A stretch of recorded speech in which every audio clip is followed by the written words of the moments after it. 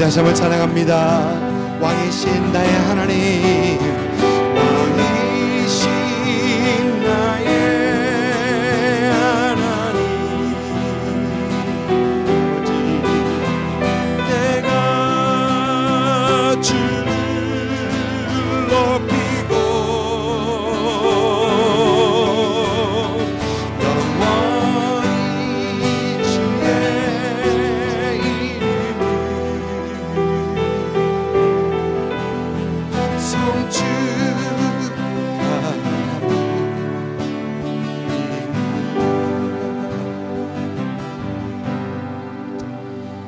왕이신 우리 하나님 아버지, 우리의 생명 되신 우리 하나님 아버지, 참 감사합니다.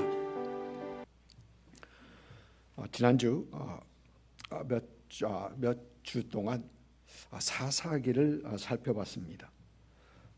우리 성경은 사사기 그 시대를, 사사기 다스리는 그 시대를 사사기 17장 6절 그리고 21장 25절 보면은 그때에는 이스라엘에 왕이 없었으므로 사람마다 자기 소견에 옳은 대로 행하였더라라고 합니다. 그때에는 이스라엘이 왕이 없었으므로 사람들이 자기 소견에 옳은 대로 행하였더라. 여러분 생각해 보면 얼마나 무서운 말인지 모릅니다. 먼저 이스라엘에 왕이 없다는 말은 이스라엘에는 주위에 있는 다른 민족들처럼 그들의 중심이 되어줄 인물이 없고 또 그들을 다스리는 법이 없다라는 얘기입니다. 법이 없으면 자기 마음대로 하는 거죠. 그리고 무엇보다도 이스라엘에 왕이 없다는 말은 이스라엘은 하나님을 그들의 왕으로 여기지 않았다는 말입니다. 사무엘상 8장을 보면 이스라엘은 당시 사사요 선지자로 있던 사무엘에게 왕을 세워달라는 요구를 합니다. 사무엘은 이 백성들의 요구를 가지고 하나님께 갑니다. 그러자 하나님께서는 백성들이 내게 한 말을 다 들으라 라고 하십니다. 이는 그들이 너를 버림이 아니요 나를 버려 자기들의 왕이 되지 못하게 함이라 라고 합니다. 그러니까 이스라엘은 하나님을 하나님으로 여기지 아니하였고 하나님의 말씀도 따르지 않겠다라고 했던 것입니다. 하나님의 말씀이 기준한 삶이 아닌 옳고 그름의 기준도 없고 또 각자 자기 하고 싶은 대로 행동하였다라는 것입니다. 여러분 얼마나 혼돈스러운 사회였을는지는 우리가 충분히 짐작을 할 수 있습니다. 자기 소견에 옳은 대로 행하였더라. 참으로 무서운 말입니다. 그런데 신약 성경에서도 이처럼 무서운 말이 또 있습니다. 로마서 1장 28절 말씀. 로마서 1장 28절 말씀입니다. 또한 그들이 마음에 하나님 두기를 싫어하매 하나님께서 그들을 그 상실한 마음대로 내버려 두사 합당하지 못한 일을 하게 하셨으니 여기에서 그들이 하나님을 마음에 두기 싫어했다, 하나님 마음에 두기 싫어했다라는 말씀을 우리말 새 번역 성경을 보면은 사람들이 하나님을 인정하기 싫어함으로 하나님을 인정하지 않았다는 얘기입니다. 여러분, 이 하나님을 인정하기 싫어했다는 이 말이 얼마나 무서운 말인가 하면 하나님께서는 이렇게 하나님 인정하기를 싫어하는 사람들을 성경을 보니까 그저 그대로 내버려 두십니다. 로마서 1장을 보면은 하나님께서 사람들을 그대로 내버려 주셨다는 말이 3번이나 나옵니다. 24절에 보니까 하나님께서 그들의 마음에 정욕의 더러움에 내버려 두었다. 더러운 마음 그대로 내버려 두었다. 또 26절 보면 하나님께서 그들의 부끄러운 욕심에 내버려 두었다. 그냥 내버려 두십니다. 그리고 28절은 하나님께서 그들을 그 상실한 마음대로 내버려 두었다. 내버려 두십니다. 그리고 하나님께서 내버려 둔 그 결과는 pure evil, 그러니까 죄와 악뿐입니다. 죄와 악뿐입니다. 여러분, 지금도 그렇습니다. 하나님을 하나님으로 인정하기 싫어하는 사람들은 자기가 최종 그 결정권을 가집니다. 무슨 말입니까? 하나님께서 계실 그 자리에 자기가 있다는 얘기입니다. 하나님의 영광이 아닌 나의 영광을 위해서 살아간다는 얘기입니다. 항상 나의 생각이 옳다고 생각하면서 각각 자기 소견에 옳은 대로 행하는 사람들이라는 것이죠. 하나님으로 인정하는 사람들과 그 사회는 옳고 그름이 없이 나에게 유익하면 그 어떤 것도 할 수 있는 그런 사회, 그런 사람들이라는 것입니다. 어쩐지 21세기에 살아가는 우리들에게는 그리 어색하지 않습니다. 그런 사회, 그런 사람들이 어색하지는 않습니다. 여러분, 사사 시대가 그랬었습니다. 사사기 17장부터 21장까지 보면은 그런 사회를 말을 합니다. 사사 시대의 영적으로 어두운 시대를 분명히 말합니다. 그런데 그런 어두운 상황 속에서도 하나님께서는 이스라엘을 향한 그 사랑을 멈추지 아니하고 또 하나님을 경외하고 하나님의 말씀을 따르려 하는 사람들이 있었던 것을 우리는 보게 됩니다. 룻기의 첫 마디는 이렇게 시작합니다. 사사들이 치리하던 때다. 여러분, 사사 시대는 가나안 땅을 정복한 여호수아 그 세대 사람들이 조상들에게로 돌아간 후, 그러니까 죽은 후에 이제 여호와 하나님을 모르고 또 하나님께서 이스라엘을 어떻게 인도하시는가를 모르는 다음 세대가 일어나면서부터 시작합니다. 여호수아는 가나안 땅 정복 전쟁에서 승리를 했지만 모든 민족을 그 땅에서 몰아내라 한 그 하나님의 말씀은 이루지 못했습니다. 지키지 못합니다. 또 여호수아와 그 여호수아 세대 사람들은 오직 나와 내 집은 여호와를 섬기리라라는 그 굳은 결단을 했지만 그 후손들에게는 하나님을 향한 신앙을 전해주는 것에는 그들은 실패합니다. 그리고 그의 후손들, 하나님을 모르는 그 후손들은 이제 그들 중에서 함께하고 있는 이방인들의 우상을 섬길 뿐만 아니라 그들의 풍습을 따라가고 그들과 혼인하면서 이방인들과 함께 그들의 삶을 나누며 살게 되는 것이죠. 룻기에서 보는 그 한 가족의 모습이 바로 그렇습니다. 유대 땅 베들레헴 땅에 흉년이 드니까 그들은 모압 지방으로 이사를 갑니다. 그 가족은 모압 지방에서 이제 모압 사람들과 함께 생활하면서 그 두 아들은 모압 여인들과 혼인을 합니다. 이런 모습을 보면서 그런 아쉬움이 있습니다. 하나님께서 기업으로 주신 그 땅에서 조금 어렵지만 좀 버텨봤으면이라는 그런 아쉬움이 있습니다. 이들의 모압 땅에서의 생활은 쉽지 않았던 것 같습니다. 녹록지 않았었습니다. 그곳에서 남편이 죽고 그 후에 두 아들마저 죽고 이제 여인 나오미라는 그 여인 홀로 남게 됩니다. 그리고 이제 혼자가 된 이 나오미는 고향 땅으로 돌아가기를 결정하고 이제 며느리들에게 각각 자기 집으로, 아버지 집으로 다시 돌아가라 라고 합니다. 그리고 그 두 며느리 중에 오르바는 집으로 돌아가는데 룻은 시어머니 나오미를 붙드는 것을 우리는 성경에서 보게 됩니다. 그리고 룻기 1장 16절부터 22절까지 말씀이 이어집니다. 룻기 1장 16절부터 22절까지 우리 한 절 한 절 교독하도록 하겠습니다. 룻이 이르되 내 어머니를 떠나며 어머니를 따르지 말고 돌아가라. 강권하지 마옵소서. 어머니께서 가시는 곳에 나도 가고 어머니께서 머무시는 곳에 나도 머물겠나이다. 어머니의 백성이 나의 백성이 되고 어머니의 하나님이 나의 하나님이 되시리니 어머니께서 죽으시는 곳에서 나도 죽어 거기에 묻힐 것이다. 만일 내가 죽는 일 외에 어머니를 떠나면 여호와께서 내게 벌을 내리시고 더 내리시기를 원하나이다 하는지라. 나오미가 룻이 자기와 함께 가기로 굳게 결심한 것을 보고 그에게 말하기를 그치니라. 이에 그 두 사람이 베들레헴까지 갔더라. 베들레헴에 이를 때에 온 성읍이 그들로 말미암아 떠들며 이르기를 이가 나오미냐 하는지라. 나오미가 그들에게 이르되 나를 나오미라 부르지 말고 나를 마라라 부르라. 이는 전능자가 나를 심히 괴롭게 하셨음이니라. 내가 풍족하게 나갔더니 여호와께서 내게 비어 돌아오게 하셨느니라. 여호와께서 나를 징벌하셨고 전능자가 나를 괴롭게 하셨거늘 너희가 어찌 나를 나오미라 부르냐 하니라. 같이 읽습니다. 나오미가 모압 지방에서 그의 며느리 모압 여인 룻과 함께 돌아왔는데 그들이 볼이 출수 시작할 때에 베들레헴에 이르렀더라. 아멘.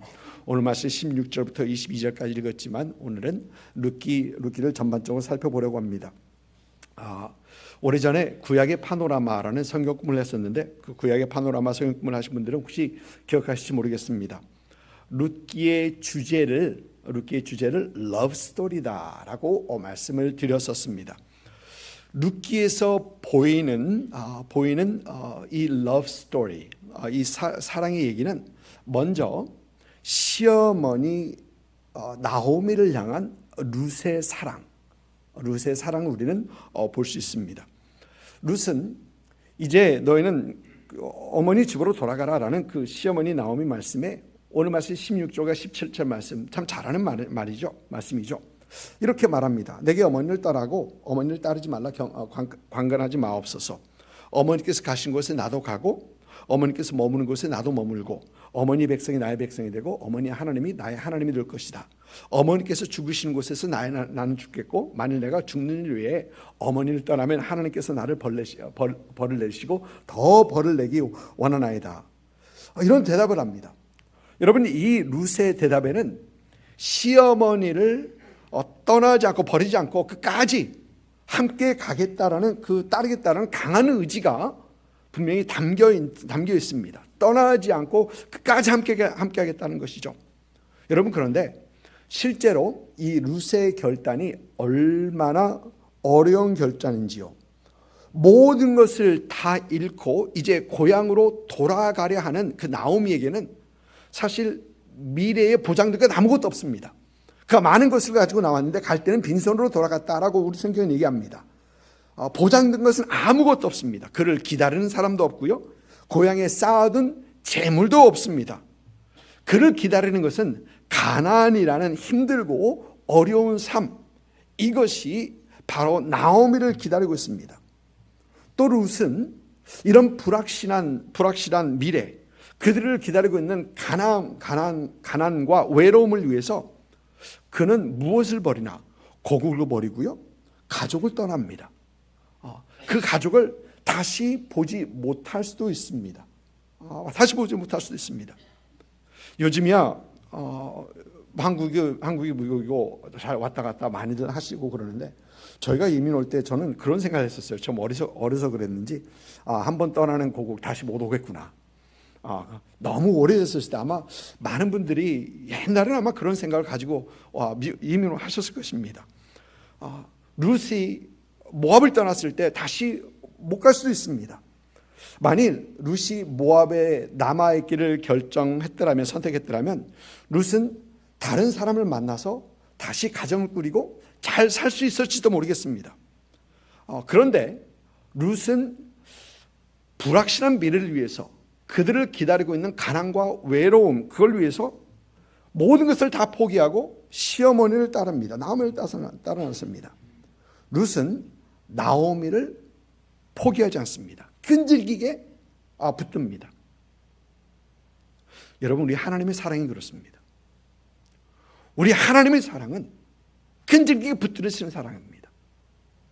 여러분, 우리 많은 사람들은 포기하는 것에 익숙합니다.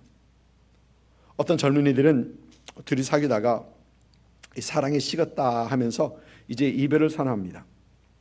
이별을 선언하면서 행복으로 가득했던 그 추억들을 다 포기를 합니다. 다 딜리트를 시킵니다. 어떤 사람들은 반복되는 그 실패 속에서 꿈을 포기하고 꿈에 한참 못 미치는 그 현실에 만족하면서 살아가기도 합니다. 또 어떤 사람들은 꿈을 가지고 비즈니스를 큰 포부를 가지고 비즈니스 시작했다가 너무 힘들어서 그 비즈니스를 접고 포기하기도 합니다. 여러분, 이렇게 사람들은 포기하는 것에 사실 익숙해 있습니다. 여러분, 그런데 우리 하나님께서는 그러지 않으십니다. 우리 하나님은 우리를 절대 포기하지 아니하시는 분이십니다. 우리를 향한 하나님의 사랑은 하늘 영광까지 내려놓으시고 하나님 영광 보좌까지 내려오시며 참 우리를 사랑하시는, 우리를 위하시는 그런 하나님이십니다. 하나님의 사랑은 우리를 끝까지 붙드시는 사랑이십니다. 이 하나님의 끈질긴 사랑은 우리에게 독생하신 아들을 내어주십니다. 독생자를 주십니다. 하나님의 끈질긴 사랑은 그 아들을 처참한 십자가에까지 내어주십니다. 그 하나님의 끈질긴 사랑은 우리를 하나님의 자녀 삼으시고 여전히 허물 많고 죄 많은, 죄에서 허덕이는 그런 우리를 하나님께서 포기하지 아니하시고 여전히 붙들고 계신다는 것입니다. 이렇게 우리 하나님은 포기하지 아니하시는 사랑으로 저와 여러분을 사랑하십니다. 여러분, 그래서 이런 변함없는 포기하지 않는 그 하나님의 사랑을 받은 우리는 하나님을 포기하면 안 됩니다. 하나님을 퀴트하면 안 됩니다. 어떤 분들은 삶이 너무 힘들어서 잠깐 쉬겠다고 합니다. 그러면서 이런 이유 저런 이유를 대면서 하나님으로부터 멀어지는 것을 분명히 봅니다. 여러분, 그러면 안 된다라는 것입니다. 왜냐? 하나님께서는 저와 여러분을 포기하지 않고 끝까지 사랑하시는 하나님이시기 때문에 우리도 변함없는 사랑으로 하나님을 사랑해야 한다라는 것이죠. 에베소 교회의 편지 서신을 보내면서 맨 마지막에 사도 바울은 이런 말을 합니다. 에베소서 6장 말씀인데 우리 주 예수 그리스도를 변함없이 사랑하는 모든 자에게 은혜가 있을지어다. 우리 주 예수 그리스도를 변함없이 사랑하는 자에게 모든 자에게 은혜가 있을지어다. 이 말씀을 우리 NIV 영어 성경을 보니까 이렇게 번역합니다. Grace to all who love our Lord Jesus Christ with an undying love. Undying love. 여러분, 저는 이 표현이 굉장히 마음에 와서 닿습니다. Undying love. 변함없이 죽지 않는 어떤 그런 사랑이다. 포기에 익숙한 우리가 하나님을 사랑하는 데 있어서, 예수 그리스도를 사랑하는 데 있어서는 undying love. 변함없는 사랑으로 사랑해야 한다라는 것이죠. 이런 여러분들 되시기를 주님의 이름으로 축복을 드립니다. 우리 하나님을 사랑하시되 undying love로 사랑하시는 여러분 되시기를 주님으로 축복합니다. 룻기에서 빼놓을 수 없는 또 하나의 사랑은 룻을 향한 보아스의 사랑입니다. 여러분, 보아스의 사랑은 사람의 필요를 채워주는 사랑입니다. 나오미의 이제 고향 베들레헴으로 돌아온 이 나오미와 룻은 그들은 당장 끼니 걱정을 할 수밖에 없죠. 아무것도 가지고 오지 못했으니까. 오늘 말씀 22절 보니까 그들이 보리 추수 시작할 때에 베들레헴에 이르렀더라.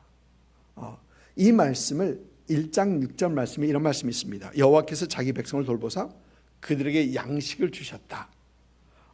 여러분, 하나님께서 양식을 주셨고 그 양식을 주셨는데 또 이제 그들이 도착할 그때는 보리 추수할 때더라. 소망과 기대를 주는 어떤 그런 말씀입니다. 그리고 이제 베들레헴으로 돌아온 그들은 나오미와 룻은 추수 기간에 그 이삭 줍기, 나무 밭에 가서 이삭을 주어서 그들이 생활을 하게 되는 것이죠. 물론 밭에 나가서 일하는 사람은 나이든 나오미가 아니라 그 며느리 룻입니다. 그리고 오늘 말씀 보면 룻이 이삭을 줍는 그 밭이 보아스의 밭, 보아스라는 사람의 밭입니다. 여러분, 이 보아스라는 사람은 룻과 나오미의 사정을 잘 알고 있는 그런 사람입니다. 그래서 이삭을 준 룻에게는 많은 친절을 베풀기 시작하죠. 점심을 준비하지 못한 그 룻에게 자기가 일하는 자기 밭에서 일하는 사람들과 함께 점심을 먹도록 하게 하고 또 그 일하는 사람들에게 그 집단에서 이삭을 꺼내서 좀 던져줘라. 좀 내버려줘라. 그래서 그들이 룻이 이삭을 주울 수 있도록 더 많은 이삭을 주울 수 있도록 그런 배려를 해줍니다. 이렇게 보아스는 사람의 필요를 채워주는 그런 사랑, 부족함을 채워주는 그런 사랑을 보아스는 보여줍니다. 여러분, 그런데 우리가 룻과 나오미를 생각해 보면서 우리가 볼 수 있는 것은 룻과 나오미가 필요한 것은 곡식 이상입니다. 곡식보다 더 필요한 것이 분명 그들에게 있더라는 것입니다. 룻과 나오미에게 절대적으로 필요한 것은 누군가가 기업을 물을 자의 그 역할을 이행해 주는 것, 누군가 고엘의 의무를 이행해 주는 것입니다.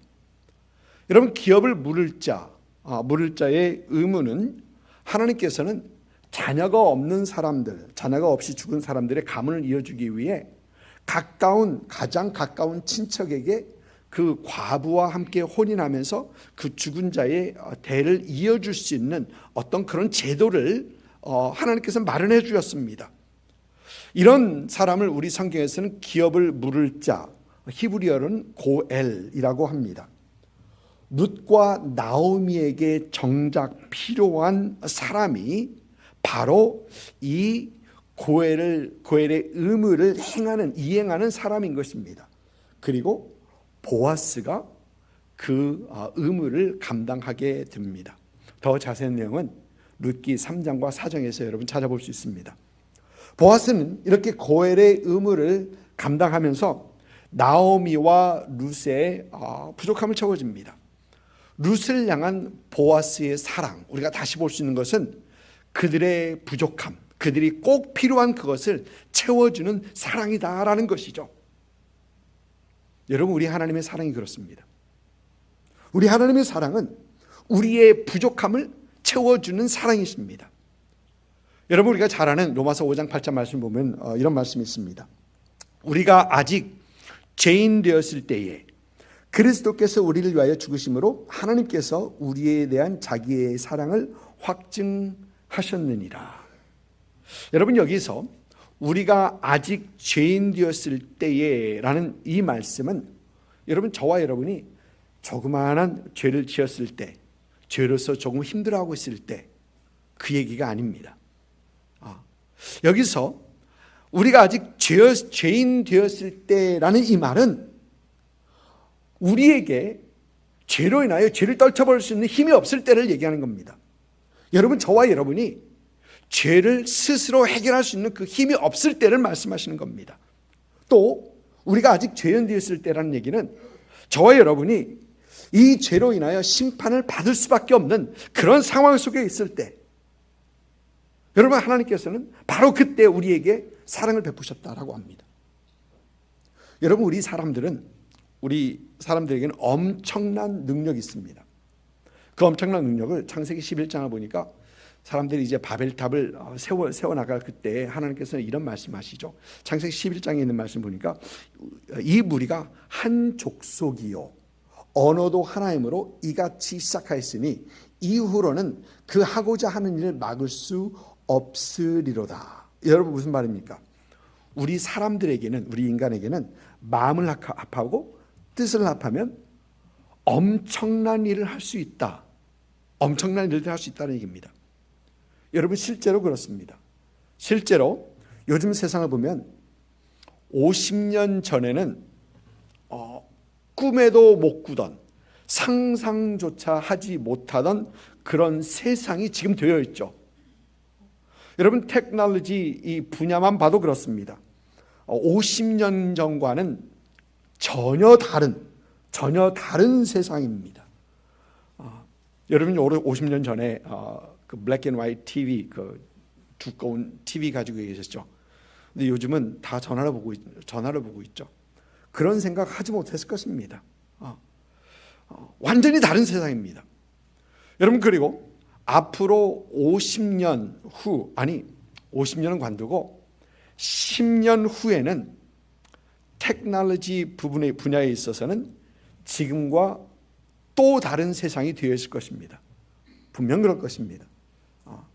여러분, 이렇게 인간은 엄청난 잠재력과 능력을 가진 사람들입니다. 그런데 인간의 무능력한 것, 절대적으로 부족한 면이 있는데 그것은 죄에 대하여는 여전히 무능력합니다. 옛날이나 지금이나 모든 사람들이 죄에 시달리고 있습니다. 아니, 죄에 대해서는 옛날보다 더 많은 죄, 더 큰 죄를 짓고 있는지도 모르겠습니다. 우리 성경을 보니까 하나님께서는 소돔과 고모라를 불로 심판하시는데, 여러분, 우리가 살고 있는 21세기는 아마 소돔과 고모라의 그 죄를 훨씬 뛰어넘을 것입니다.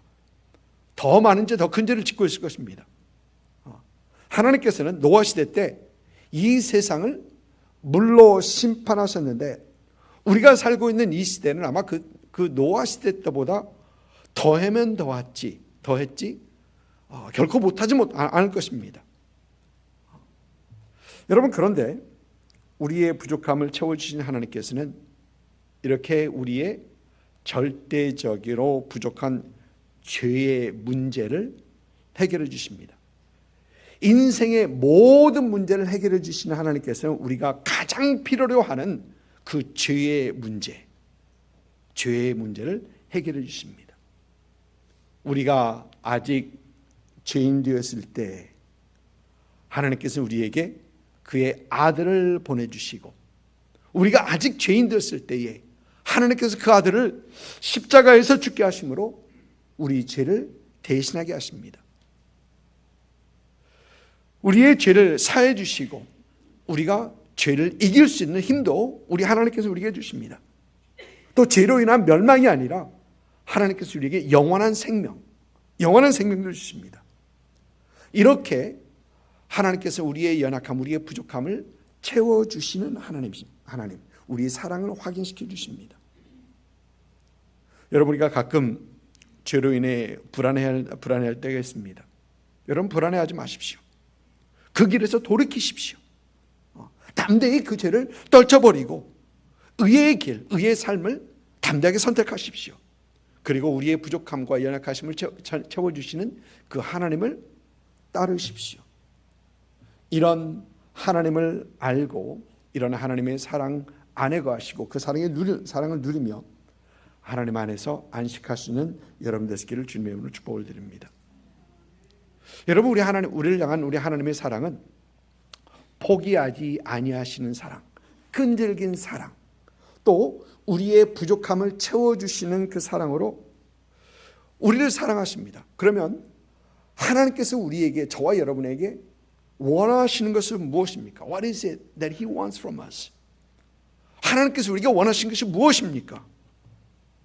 그것은 우리를 사랑하시는 그 하나님을 사랑하는 것입니다. 여러분, 주님의 가르침을 기억하시죠?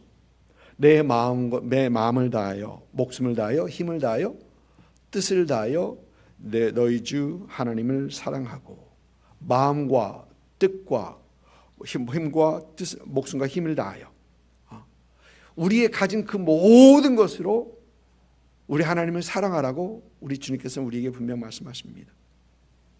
조금 전 에베소서에서 우리 주님을 undying love, 변함없는 사랑으로 사랑해야 함을 말씀드렸었습니다.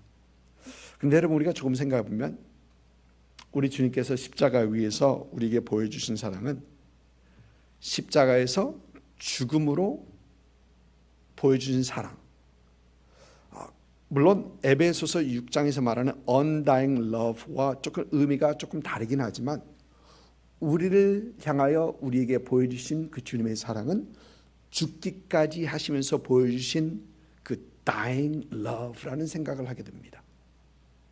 죽음으로 보여주셨다, dying love였다는 겁니다.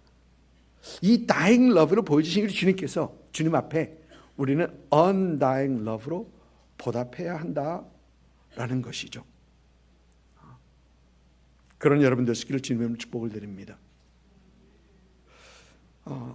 러시아 대문호 톨스토이는 사람은 빵을 먹고 사는 것이 아니라 사랑을 먹고 산다라고 했다고 합니다. 어느 심리학자가 고아원생들은 실제로 가난한 동네에서 사는 아이들보다 더 영양가 있는 음식을 먹고 더 좋은 환경에서 자라는데도 그들은 고아원에 있는 아이들은 가난한 동네의 아이들보다 더 허약하고 자주 아프고 더 배고파한다고 합니다.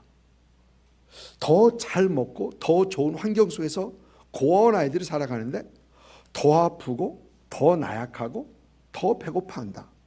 그러면서 그 심리학자는 아무래도 사랑의 결핍인 것 같다. 사랑의 결핍인 것 같다고 합니다. 여러분 그렇습니다. 우리 모두는 사랑을 먹고 사랑으로 세워져가는 사람들입니다. 그 중에 우리에게 꼭 필요한 것이 하나님과 주고받는 그 사랑이다라는 것이죠. 하나님과 주고받는 사랑입니다. 우리를 포기하지 아니하시고 근질기게 끝까지 사랑하시는 하나님, 우리의 부족함을 아시고 하나님의 크신 은혜로 채워주시는 하나님, 그 하나님과의 깊은 관계 속에서 세워져 가시는 그런 여러분 되시기를 주님의 이름으로 축복을 드립니다. 존 피셔라는 분이 72년도에 All Day Song이라는 그 찬양을 만들었다고 해야 되나요? 그 찬양이 있습니다. All Day Song이라는 찬양입니다. 그 가사가 이렇습니다. Love him in the morning when you see the sun arising. Love him in the evening because he took you through the day. And in the in-between time, when you feel the pressure coming, remember that he loves you and he promises to stay. 사랑하는 성도 여러분, 여러분 이번 한 주간을 지나가면서 아침에 눈을 뜨실 때 여러분 한번 하나님 앞에 고백해 보십시오.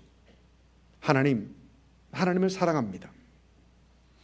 여러분 점심 시간을 지나면서 점심 때가 되었을 때 다시 한번 그 하나님을 기억하면서 다시 한번 하나님 앞에 사랑을 고백하십시오. 그리고 저녁에 잠들기 전에 다시 한번 하나님 사랑합니다 라고 고백을 해보십시오. 여러분 이런 고백 속에서 우리 하나님께서는 이런 고백을 하는 우리들에게 하나님께서는 안아주시고 하나님의 사랑으로 우리를 세워주시는 것입니다. 이렇게 하나님과 사랑을 주고받으시며 하나님의 사랑에 세워져가는 그런 여러분 되시기를 주님의 이름으로 축복을 드립니다. 아멘.